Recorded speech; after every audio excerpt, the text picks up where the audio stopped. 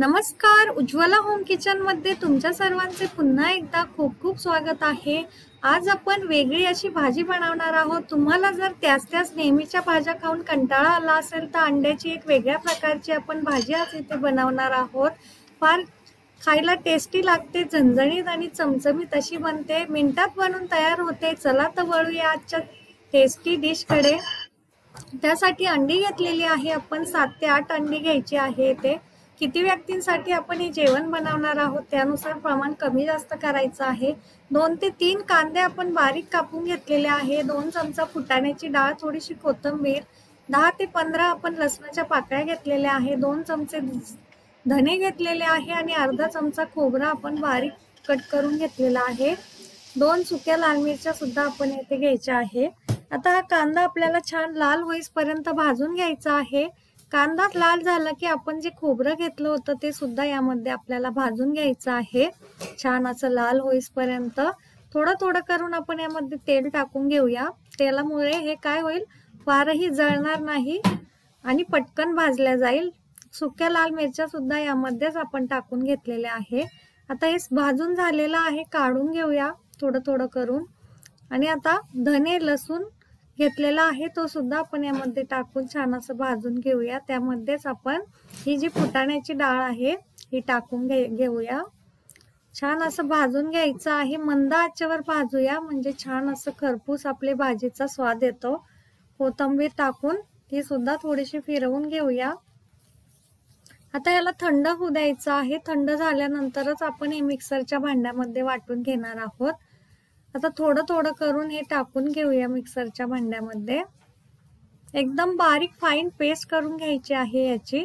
फार झटपट बनून तयार होते ही भाजी आणि खायलाही फार स्वादिष्ट लागते। त्याच भाज्या खाऊन कंटाळा आला असेल तर ही वेगळी भाजी नक्की ट्राय करा।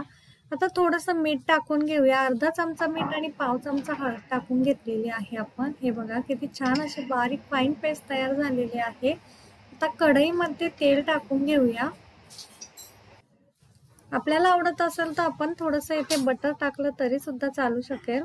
1 चमचा तेल टाकलेलं आहे आपण। आता ही अंडी जी घेतलेली आहे ही सर्व यामध्ये अशी फोडून घ्यायची आहे। हे बघा ना, अशा पद्धतीने हे मिक्स करायचं आहे। यामध्ये थोडंसं मीठ टाकून घेतलेलं आहे आपण। हे बघा छान असं हे आपण ज्याप्रमाणे भुर्जी तयार करतो त्याप्रमाणे हे असे फोडून घ्यायचं आहे उलटण्याच्या साहाय्याने। हे बघा 2 ते 3 मिनिटात आपली ही अंड्याची भुर्जी तयार झालेली आहे, ही काढून घेऊया।